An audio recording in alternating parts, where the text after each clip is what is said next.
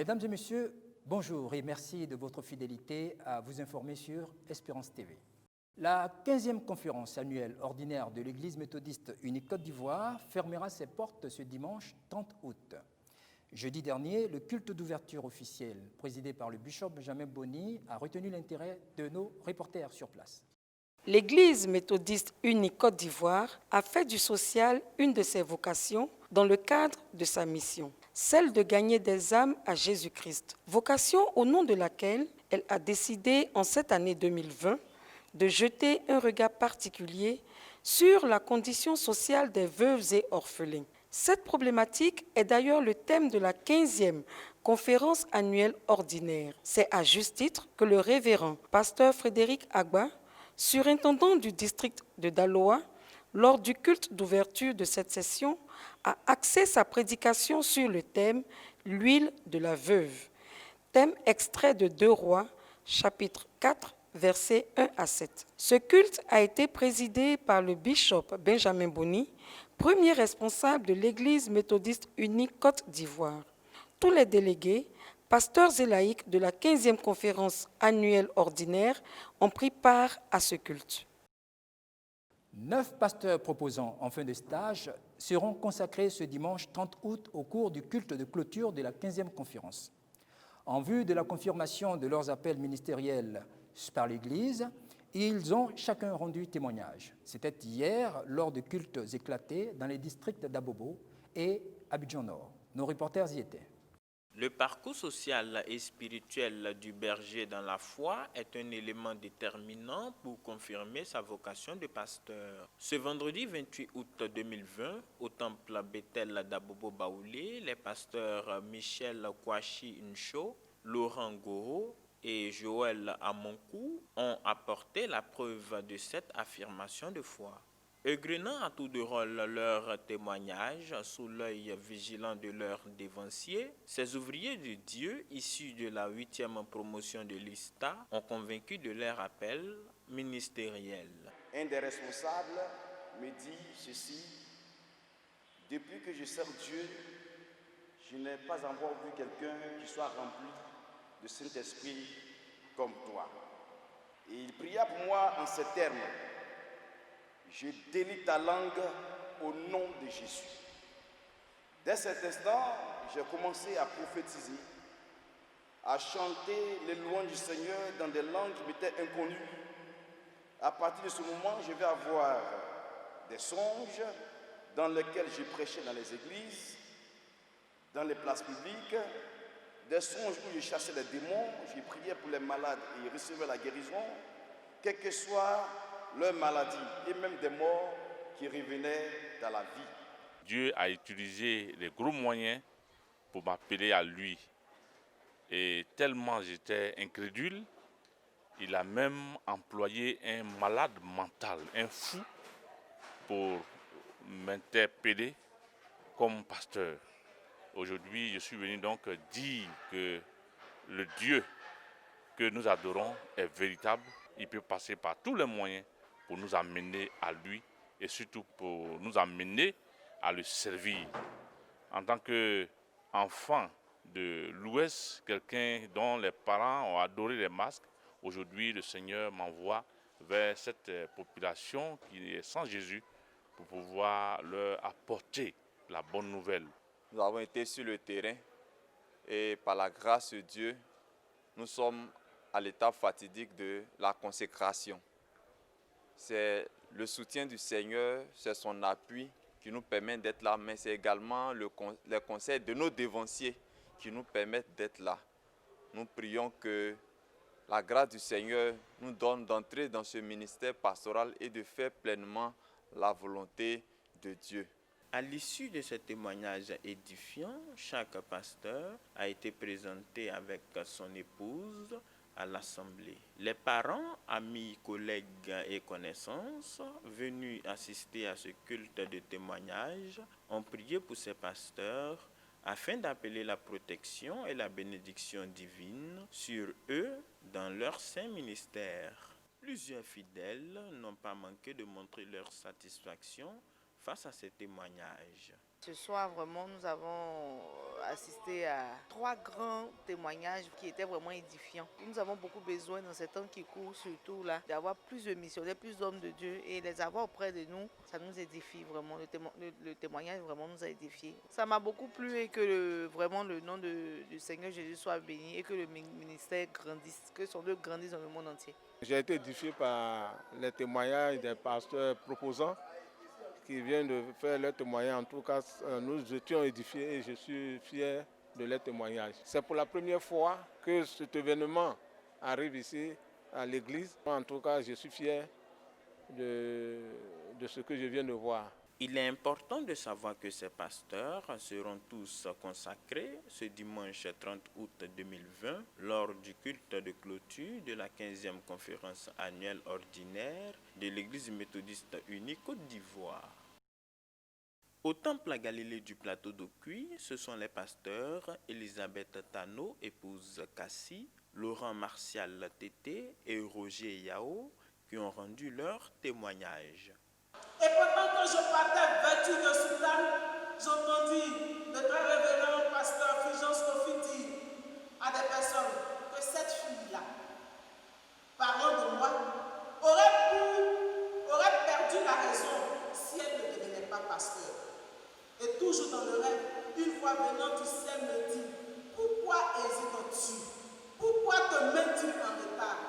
À cet instant, je sentis des frissons me traverser le corps et je me réveillai, toute joyeuse et convaincue en ce jour de l'acte que je devais poser. Dieu étant souverain, à ma première tentative au concours d'entrée à l'ISTA, je fus admise. Dieu est vraiment Dieu. Je résolus dans mon cœur de servir le Seigneur, mais tout en demandant au Seigneur là où il voulait que je puisse le servir. Après cette question au Seigneur, je me vis dans un songe avec une soutane de pasteur dans un village, parlant du Seigneur à des personnes. La puissance de Dieu tomba également sur moi. Et la première fois, j'entendis clairement dans la bouche de l'orateur, Dieu t'appelle au ministère de pasteur. Moi-même, j'ai ressenti en moi cette conviction intérieure d'entrer à l'école pastorale pour servir en tant que pasteur. J'ai aussi compris que je ne serais heureux dans ce monde qu'en servant Jésus et rien d'autre.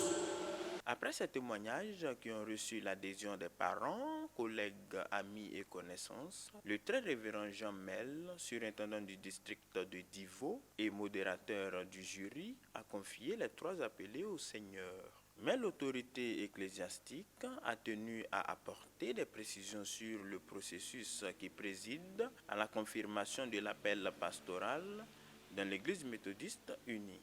Dans la tradition protestante, le pasteur ne s'auto-proclame pas pasteur. Le pasteur reçoit une vocation qu'on appelle la vocation interne et il reçoit aussi une vocation externe aussi, c'est-à-dire la reconnaissance du peuple de Dieu. C'est à partir de là qu'il devient pasteur de l'Église. Dans la ferveur de la future consécration de leurs parents biologiques ou spirituels, quelques participants à ce culte ont livré leurs sentiments.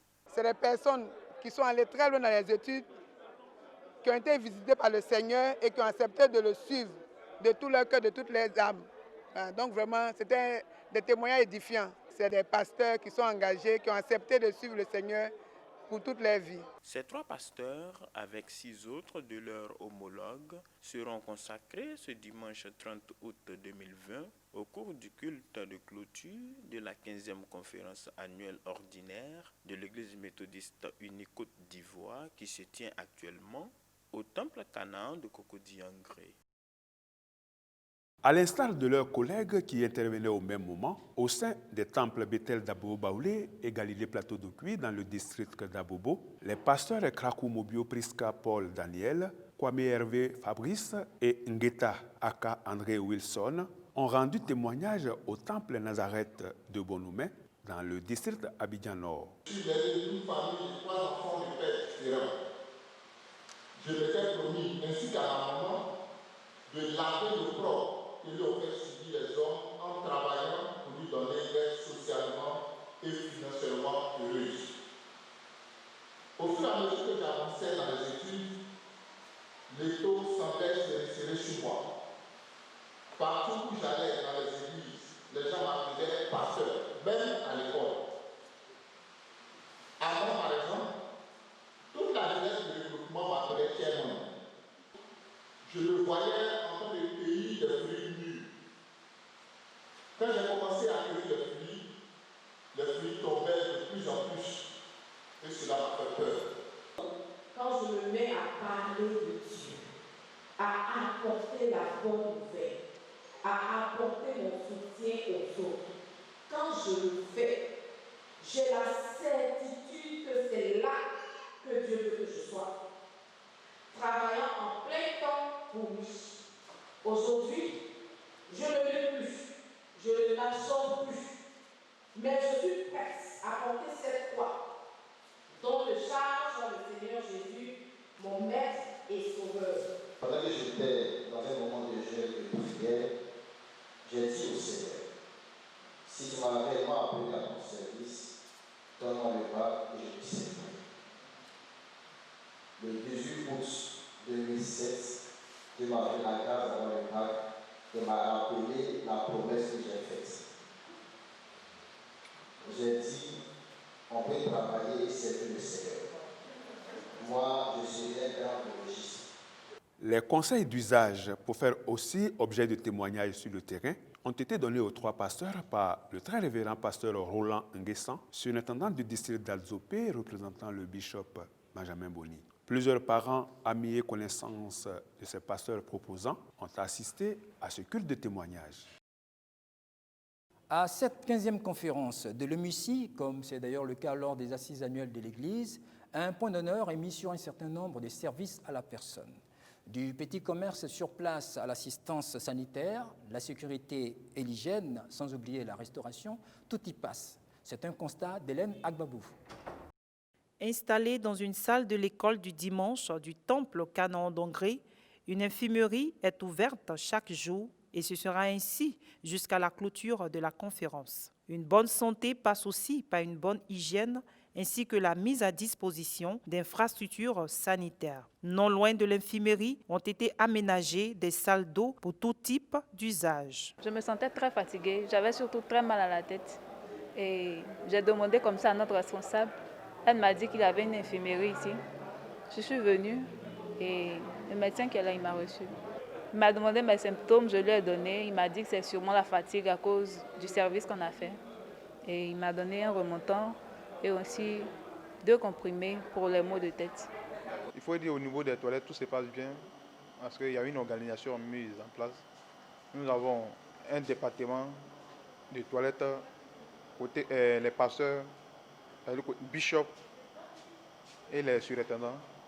Maintenant, dans le même bâtiment, nous avons un département de toilettes pasteur-femme, un département de toilettes pasteur-homme et un département de toilettes délégué homme, délégué femme. Sur le site de la 15e conférence, des produits culturels, vestimentaires et accessoires chrétiens retiennent également l'attention des délégués. À cette conférence, la sécurité règne. Il y a les scouts qui sont là, les BGB qui surveillent. Et bon, je pense à mon niveau qu'il n'y a pas de problème de sécurité. Ça va. Ça va, je ne me plains pas. C'est une fierté aussi d'être à cette conférence qui tend vers sa fin, déjà qui a bien commencé et qui se déroule bien. Gloire soit rendue à Dieu qui a permis que le temps soit clément et que tout se passe bien. Un autre service qui tient une place majeure dans l'organisation de cette 15e conférence dans le district d'Abidjan Nord porte sur la restauration. Chaque jour, une église et des services. Et nous sommes aujourd'hui au 3e jour et nous allons bientôt terminer. Nous disons merci au Seigneur. C'est vrai, aucune œuvre n'est parfaite, mais nous bénissons Dieu parce que chacun a pu avoir un peu d'eau à boire et c'est ce que nous pouvons retenir. Côté sécuritaire, le capitaine Cyprien Anon se veut rassurant. Nous avons mis sur pied un dispositif qui se présente comme suit. D'abord, il faut dire que le comité est piloté par le commandant Abro. Nous avons pris un certain nombre d'éléments dans ces deux groupes avec qui nous travaillons. Et nous sommes appuyés, ces deux groupes sont appuyés par la police nationale, par des agents de la police nationale et la gendarmerie nationale. Voici un peu la présentation du dispositif. Toutefois, le premier responsable de la sécurité invite à plus de discipline le dimanche de clôture de la conférence. Comme on le voit, toutes les dispositions sont prises pour assurer un succès probant à la 15e conférence annuelle ordinaire de l'Église méthodiste unie Côte d'Ivoire. Voilà, le troisième journal de la 15e conférence annuelle ordinaire de l'Église méthodiste unie Côte d'Ivoire. Nous avons eu beaucoup de plaisir à vous le présenter et nous avons apprécié votre fidélité à nous suivre. Vous êtes sur Espérance TV.